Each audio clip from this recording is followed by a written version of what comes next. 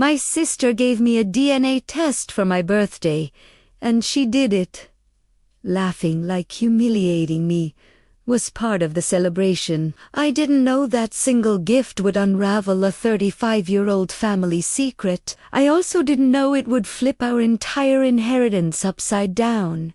It all started on my 35th birthday. My sister, Clara, handed me a beautifully wrapped box. Inside was a DNA testing kit.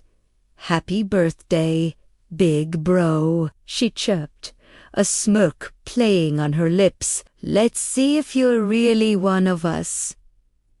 I forced a smile. It was a classic Clara Mover joke with a sharp edge.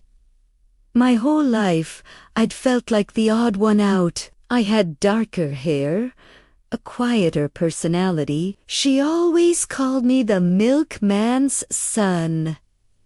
It was a running gag that stopped being funny years ago, but my parents just waved it off. "Oh, that's just Clara being Clara."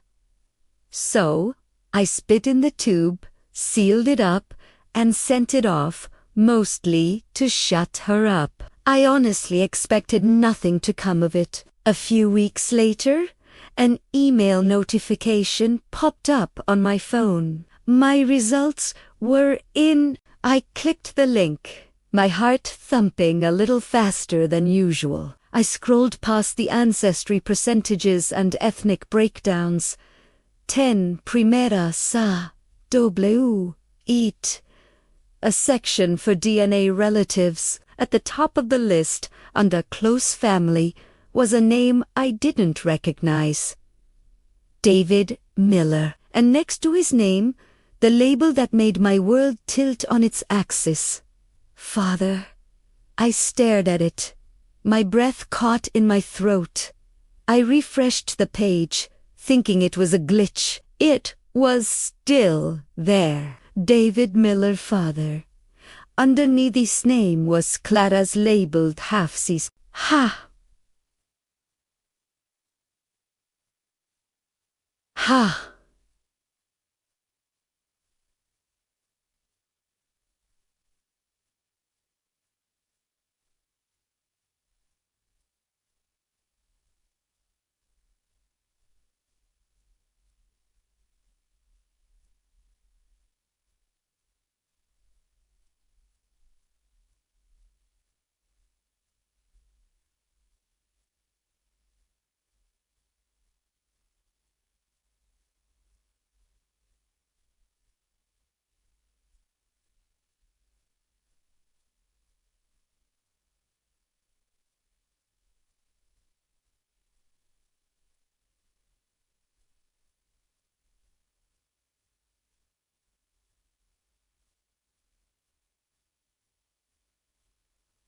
The word echoed in the sudden silence of my apartment.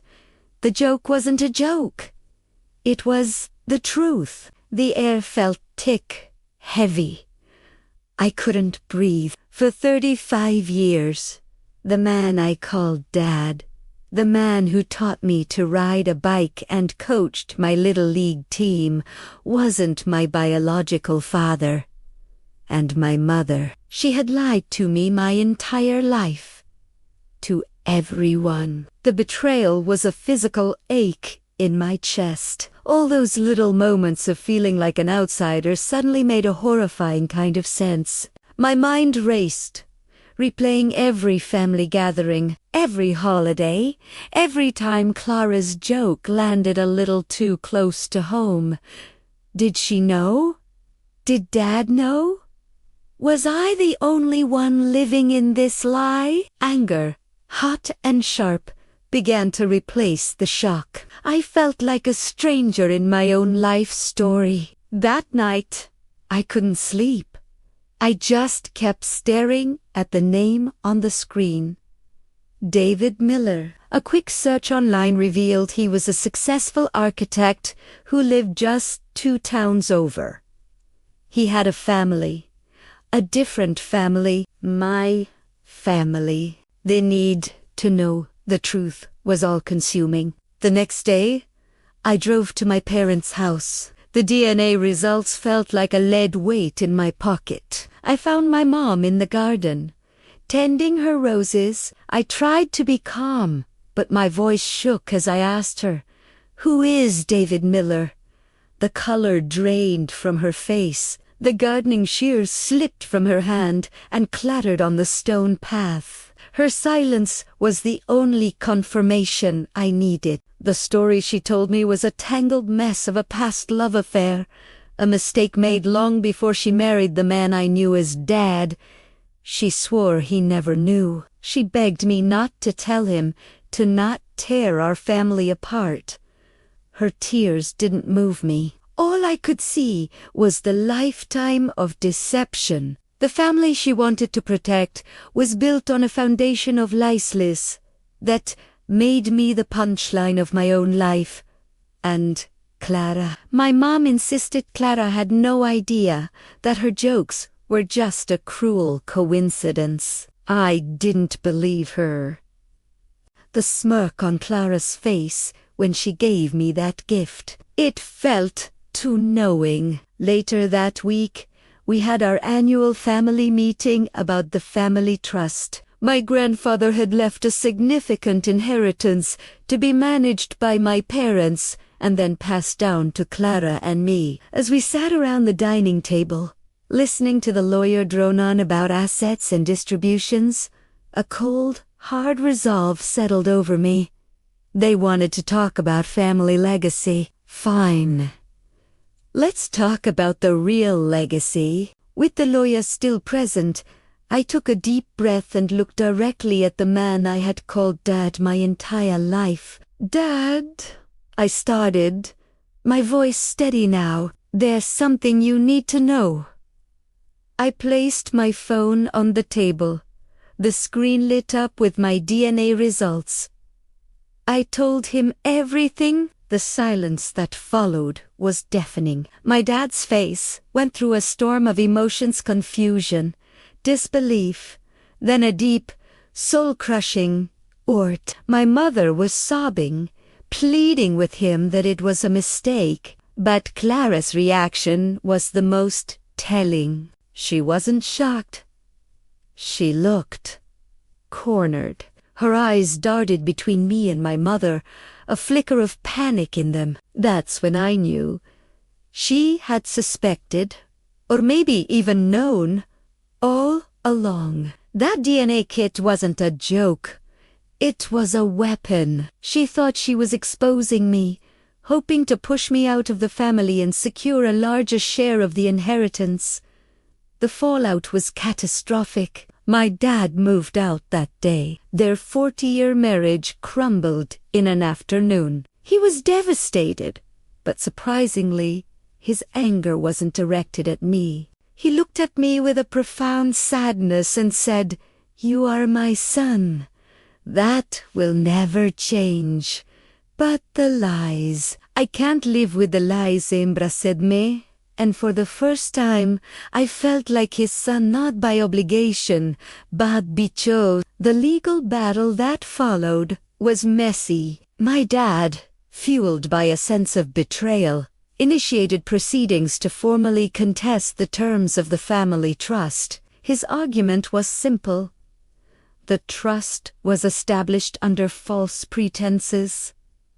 The lawyer agreed there was a case. Meanwhile, I reached out to David Miller. We met for coffee. It was awkward, surreal. He was a kind man, full of regret. Atul Medier had a brief affair with my mother before she was married, and had no idea she'd gotten pregnant. Seeing him, I saw my own reflection in his eyes, in the shape of his hands. It was a strange and unsettling comfort. He had children of his own, my half-siblings, and he wanted me to be a part of their lives, if I was willing. A new family was opening its doors to me, just as my old one was being torn apart. The legal fight over the inheritance dragged on. Clara was furious. Her plan had backfired spectacularly. Instead of disinheriting me, she had dismantled her own secure future. She called me screaming, accusing me of destroying the family. You destroyed it the moment you handed me that box. Clara, I told her calmly, you just didn't expect the truth to be so expensive. In the end, the court sided with my dad's petition. The original trust was dissolved. Because of the deception, the assets were to be My dad, in an act of incredible grace, insisted that a new trust be created. He legally adopted me, making it official in the eyes of the law that I was his son and heir. He made sure I received my rightful half, but he added a new clause. Clara's portion would be held in a strict, managed fund. She would receive a small monthly allowance, a fraction of what she would have inherited. Her access to the principal was completely cut off, punishment for her malicious intent and her role in the deception. She thought she was playing chess, but she knocked over the whole board. Today, my life is completely different. My relationship with my dad is stronger than ever, forged in truth instead of lies. I'm slowly getting to know David and my half-siblings, building new connections. My mother and I are estranged. I can't bring myself to forgive her deception. Not yet. And Clara, she's living a life far from the lavish one she expected. Sometimes I hear through the grapevine that she complains about her tight budget. I don't feel joy at her downfall. I just feel a quiet sense of justice. She handed me a birthday gift meant to humiliate me.